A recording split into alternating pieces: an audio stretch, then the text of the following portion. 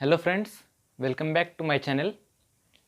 In previous video, we are discussed about what are the physical quantities, units of physical quantities, fundamental physical quantities and derived physical quantities. Now, in this video, we are going to study the dimensions of physical quantity, or what are the dimensions. By definition, the dimensions powers to which the fundamental units must be raised in order to obtain the given physical quantity. Powers of fundamental units. For example, consider a line. Consider a line. The length of line is 2 meter. Length of line is 2 meter. In this case, we measured one physical quantity, that is length. Therefore, unit of length is meter. Symbol of length is suppose L. This is the symbol of length. आता या कंडिशनमध्ये length किती वेळेस आलेला आहे तर एक वेळेस आलेला आहे. म्हणजे आपल्याला लेंथची पॉवर इन्क्रीज करायची आहे. Power of length is 1. The powers to which fundamental unit must be raised. म्हणजे लेंथची पॉवर आपल्याला 1 करायची आहे. This is the dimensions of the physical quantity. This one is called as the dimension of physical quantity. Consider another example. Consider this board or consider square. We have to calculate this area, surface area of this board. This is length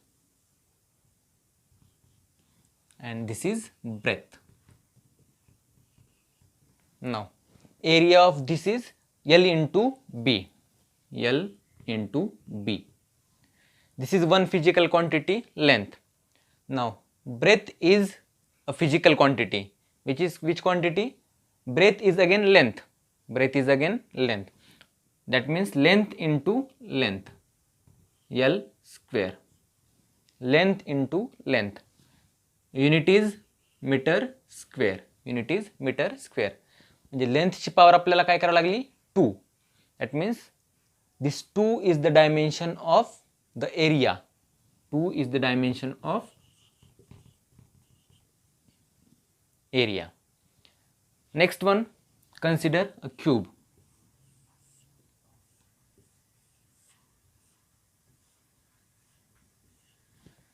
Again, for this we have to calculate volume of cube. This is L, this is B and this is H.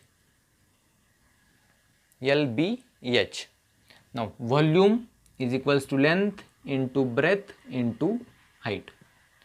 Length is one physical quantity, fundamental physical quantity. Breadth is again length and height is also length. Therefore unit of volume is meter cube. Unit of volume is meter cube. म्हणजे आपल्याला लेंथची power काय करावं लागेल 3. दिस 3 is dimension of volume, 2 is dimension of area and 1 is dimension of length.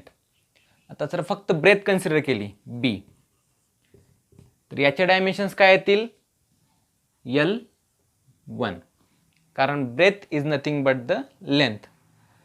Therefore L to the power 1 or L1. Similarly height, हाईटचे dimensions काय असतील L1, because height is also nothing but the length. These are the dimensions, 1 dimensional, 2 dimensional, 3 dimensional. powers to which fundamental unit must be raised in order to obtain the given physical quantity. We have to obtain the dimensions of area. मग एरियासाठी आपल्याला लेंथची power कितीने increase करावं लागेल किंवा किती करावी लागेल 2. That means 2 is the dimensions. Similarly, volume. Obtain the given physical quantity. We have to obtain the dimensions of volume. Volume ची unit काय मीटर क्यूब. म्हणजे लेंथची पॉवर आपल्याला काय करावं लागेल 3. L3. This is the dimension of volume. These are the dimensions. या आधीच्या व्हिडिओमध्ये आपण फंडामेंटल फिजिकल क्वांटिटीज पाहिलेल्या आहेत. आपल्याला फंडामेंटल फिजिकल क्वांटिटीज आणि त्याची युनिट पाहिजेत आणि प्रत्येक फंडामेंटल फिजिकल क्वांटिटीसाठी एक सिम्बॉल फिक्स केलेला आहे. तो सिम्बॉल आपण पाहू इथं. परत टेबल ड्रॉ करू. फर्स्ट फंडामेंटल फिजिकल क्वांटिटी कुठली होती लेंथ. युनिट काय होतं मीटर आणि लेंथसाठी सिम्बॉल आहे capital L. Capital L. Second fundamental physical quantity mass. मासचं युनिट काय होतं kg आणि याच्यासाठी सिम्बॉल आहे capital M. Small M is the symbol of metre and capital M is the symbol of mass. Third one is time. Unit second and symbol is capital T. Next, fourth one is temperature. Unit is Kelvin and symbol is capital K. Capital T is the symbol of time and symbol of temperature is K. Next quantity is current. Unit ampere and symbol is capital I. The symbol for current is capital I.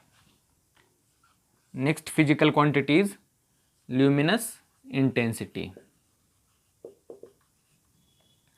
Unit is candela and symbol for intensity is capital C.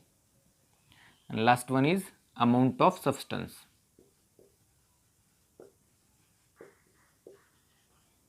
Unit is mole and symbol for this is MOL. Directly काय घ्यायचं MOL. Dimensional formula लिहिताना आपण कुठले symbols use करायचे आहेत हे symbols capital L M T K I C आणि MOL. आणि हे जे आहेत ते काय आहेत तर symbol of unit metre kilogram second kelvin ampere candela आणि मोल. आता आपण काही बेसिक्स डायमेन्शनल फॉर्म्युले पाहू. आता एखाद्या क्वांटिटीमध्ये जर सिंगल लेंथ असेल आपण जर बोर्डची लेंथ मेजर केली तर त्याचं डायमेन्शन्स काय येतील एल टू द पॉवर 1. इथं पॉवर काहीच लिहिलेलं नाही म्हणजे काय असणार आहे 1. मास मेजर केला आपण 2 kg. 2 kg म्हटल्यानंतर मास m टू द पॉवर 1. एखाद्या फिजिकल क्वांटिटीमध्ये किंवा फंडामेंटल फिजिकल क्वांटिटीचे जे आहेत डायमेन्शन्स ते काय L power 1 m power 1 t power 1 सगळ्याच्या पॉवर्स काय ह्याच्यात आपण 1. आता काय dimensional formula of derived physical quantity. Derived physical क्वांटिटीचे डायमेन्शन्स कसे फाइंड करायचे त्यासाठी आपण सुरुवातीला बेसिक कुठले तरी डिराइव्ड फिजिकल क्वांटिटीज घेऊ. जसं आपण एरिया पाहिला होता. एरियाचा फॉर्म्युला काय L इंटू बी. L इंटू बी. मग लेंथचं युनिट मीटर आणि ब्रेथचं युनिट पण काय मीटर. मग हा फॉर्म्युला काय झाला मीटर स्क्वेअर. युनिट काय झालं एरियाचं मीटर स्क्वेअर. म्हणजे मीटर किती वेळेस आलेलं आहे 2 वेळेस. Therefore dimensions of area is L2. पण ज्यावेळेस आपण डायमेन्शनल फॉर्म्युला लिहितोय त्यावेळेस कुठल्या फॉर्ममध्ये लिहायचं आहे square bracket L M T. L stands for length, M stands for mass and T stands for time. इथं एरियामध्ये फक्त काय लेंथ आहे L2. मास आहे का एरियामध्ये नाही m टू द पॉवर 0 किंवा m0. टाइम आहे का नाही T0. L2 M0 T0 are the dimensions of area. Dimension कशाला म्हणायचे 2 0 0 are the dimensions of area. Next आता इथं आपण फाइंड करताना जे तुम्हाला फॉर्म्युलेज नवीन आहेत किंवा माहिती नाहीत असे पण फॉर्म्युलेज घेऊ. आपल्याला फक्त डायमेन्शन्स फाइंड करायचे आहेत. ते फॉर्म्युल्याचे डेरिव्हेशन्स वगैरे आपल्याला परत पुढे येतील. आता तात्पुरता फक्त आपण काय फॉर्म्युला लक्षात घ्यायचा आहे. फॉर्म्युला कुठला घेऊ आपण परत एरिया झाला व्हेलॉसिटी.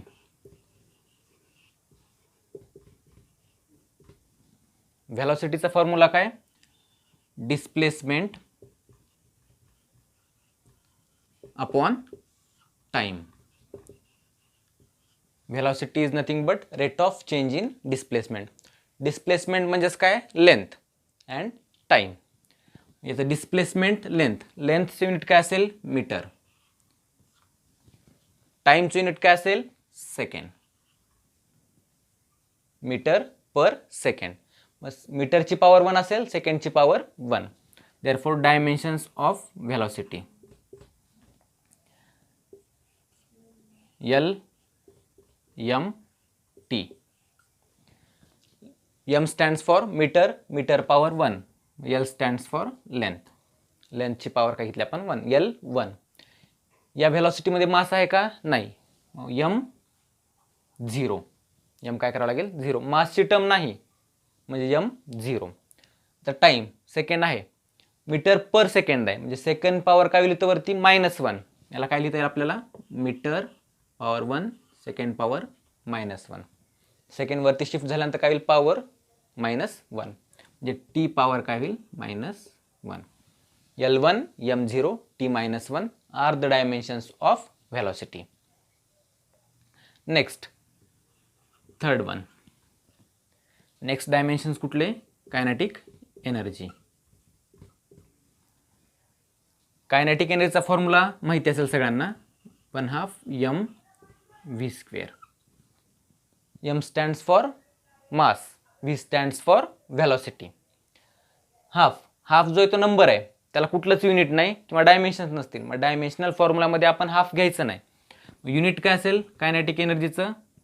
मास युनिट kg आणि व्हेलॉसिटीचं युनिट काय? मीटर पर सेकंड. हे मीटर पर सेकंड जे आहे ते सिंगल व्हेलॉसिटीचं युनिट आहे. इथं काय? स्क्वेअर आहे म्हणजे मीटर पर सेकंड स्क्वेअर. बरोबर, व्हेलॉसिटीचा स्क्वेअर. युनिट काय होईल? kg मीटर स्क्वेअर पर सेकंड स्क्वेअर. आणि परत हा सेकंड वरती शिफ्ट झाल्यानंतर काय होईल? s-2. परत डायमेन्शन तयार करा. कायनेटिक एनर्जी kg, सुरुवातीला L, m and t. L stands for length. लेंथचं कुठलं युनिट आहे? मीटर. मीटरचा इथे किती पॉवर आहे? 2 म्हणजे L2. m stands for mass. मासचं कुठलं युनिट आहे याच्यामध्ये? kg. kgचा power 1 m1. Second -2 time, therefore t-2. L2 m1 t-2. आता हे आपण कायनेटिक एनर्जीचे डायमेन्शन फाइंड केले. असं दुसरी कुठली जरी एनर्जी घेतली आपण, पोटेन्शियल एनर्जी जरी घेतली तरी पण डायमेन्शन्स काय आले पाहिजेत? सेम. कारण कायनेटिक एनर्जी, पोटेन्शियल एनर्जी हे एनर्जी आहे म्हणजे काय? एकच फिजिकल क्वांटिटी आहे. एकाच फिजिकल क्वांटिटीचे डायमेन्शन काय असतील? एकच असतील म्हणजे सेम असतील. मग कायनेटिक एनर्जीचे पण डायमेन्शन सेम आणि पोटेन्शियल एनर्जीचे डायमेन्शन पण काय असतील? सेम. आता इथं आपण 3 डायमेन्शन सॉल्व्ह केलेले आहेत. अजून दुसरे आपल्याला एक्झाम्पल घेऊ, ते तुम्ही सॉल्व्ह करायचा प्रयत्न करा, चेक करा. उद्याच्या व्हिडिओमध्ये आपण त्याचे सोल्युशन सुरुवातीला घेऊ, परत नेक्स्ट पॉईंट स्टार्ट करू. त्यासाठी पुढचा काय कुठला? Potential energy. जर फॉर्म्युला माहीत नसेल, mgh. First one. m stands for mass, g stands for acceleration due to gravity म्हणजेच ॲक्सेलरेशन, आणि h स्टँड्स फॉर हाईट. दुसरं एक्झाम्पल घ्या, ॲक्सेलरेशन. ॲक्सेलरेशनचा फॉर्म्युला आहे rate of change in velocity, velocity upon time. आता व्हेलॉसिटीचे ऑलरेडी आपण dimensions पाहिलेले इथं आणि टाईमचे डायमेन्शन्स पण माहिती आहेत. मग सगळ्यात सुरुवातीला ॲक्सेलरेशनचे फाइंड करा आणि ॲक्सेलरेशनचा यूज इथं करा. जी म्हणजेच काय? Acceleration due to gravity. Acceleration due to gravity म्हणजे जी पण काय असणार आहे? तर ॲक्सेलरेशन. मग या ॲक्सेलरेशनचे डायमेन्शन आपल्याला इथे यूज होतील म्हणून सेकंड ॲक्सेलरेशन. पोटेन्शियल एनर्जी आणि ॲक्सेलरेशन हे 2 डायमेन्शन सॉल्व्ह करण्याचा प्रयत्न करा, फाइंड आउट करण्याचा प्रयत्न करा. This is all about the dimension or dimensional formula.